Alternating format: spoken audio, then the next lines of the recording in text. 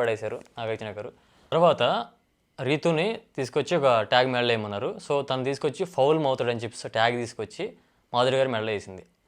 So దానికి reason ఏం చెప్పింది అంటే, అదే నిన్న గొడవ జరిగింది కదా, ఏ గొడవ, బిగ్ బాస్ అమౌంట్ తీసుకెళ్ళి ఇచ్చేసింది, డిమాండ్ పవన్ ఇచ్చిందని చెప్పేసి వీళ్ళ గ్రూప్లో ఉండి వాళ్ళ గ్రూప్లో పర్సన్కి ఇచ్చిన నా ఉద్దేశంతో సో ఆవిడ గట్టిగా వేసుకుంది.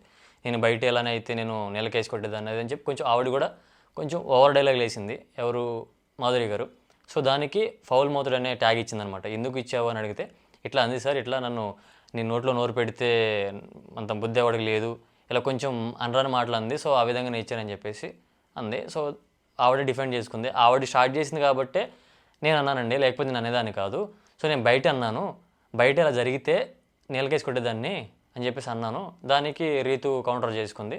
సో నీ నోట్లో నోరు పెడితే అంత బుద్ధి ఎవడలేదమ్మ ఇక్కడ అని చెప్పేసి నేను గట్టిగా వేసుకున్నాను సార్ అని చెప్పినప్పటికీ నాగార్జున గట్టిగా ఇచ్చారు.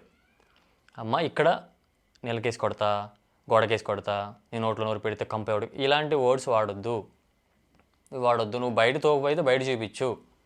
గట్టిగా వేసాడు నాగార్జున గారు మాధురి గారికి.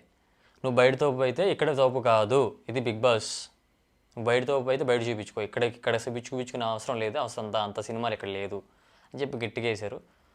సో రీతును కూడా గట్టిగా కౌంటర్ చేశారు, ఇద్దరికి ఇచ్చారు గట్టిగా. సో హౌస్లో మాట్లాడే మాటలు చాలా జాగ్రత్తగా రానివ్వండి, సో ఏది పడితే అది మాట తూలి మాట్లాడొద్దు అని చెప్పేసి గట్టిగా ఇచ్చారు నాగార్జున గారు. ఇద్దరికి గట్టిగా ఇచ్చారు. సంజన గారిని పిలిచి నాగార్జున గారు, సో మీరు ఎవరికి ట్యాగ్ వేస్తారో చెప్పమన్నారు. దానికి ఆవిడ